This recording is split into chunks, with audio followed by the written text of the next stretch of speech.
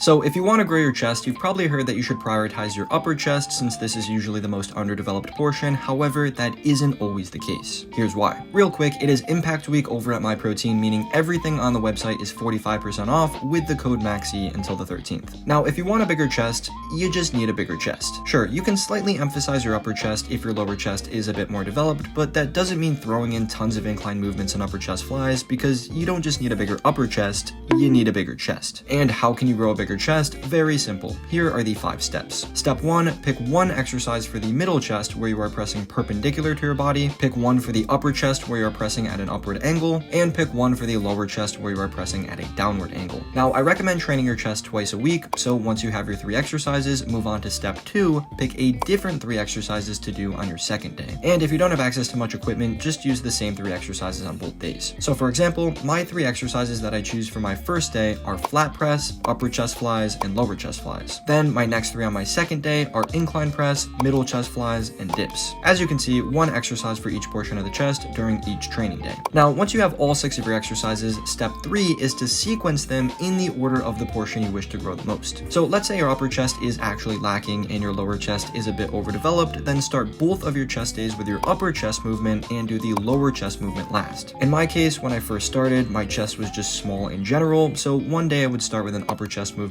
and the next a middle chest movement for a little bit more equal emphasis. You could start with a lower chest movement like dips, but since the lower chest is pretty active in most flat presses, it probably isn't super necessary. So now that we have these 6 exercises in the order of each of them, step 4, how many sets and reps? Well, for each individual exercise, I'd recommend doing 1 to 2 working sets anywhere in the 5 to 10 rep range, with every single one of those sets to failure. On heavy presses, I usually fail around 5 to 7 reps, but on some of my later cable variations, I fail around 8 to 10 reps. But each set is taken to complete failure with full range of motion and extremely high intensity somewhere in that 5 to 10 range. And since you are doing 3 chest exercises per session, you will not need more than 2 sets per exercise. In fact, you could even bump it down to just 1 set, especially if you like doing partial reps or training past failure, or if that portion of your chest is already pretty developed. So for example, if you have a really overdeveloped lower chest, I'd recommend training it last for just 1 set per session or even 1 set per week. But in most cases, 1 to 2 hard working sets per exercise totaling 6 to 12 sets per week should be just fine. And finally, step 5, patience. I cannot tell you how many times I hear people complain about their chest when they just haven't even given it enough time to actually grow. Building muscle is an extremely slow process, and you cannot expect your chest to absolutely explode in a matter of months. You need to be consistent for years if you actually want to see true progress. This was my chest 2.5 years ago when I first really started training my chest correctly, and this is my chest now after going through all 5 steps of the process. You will get there.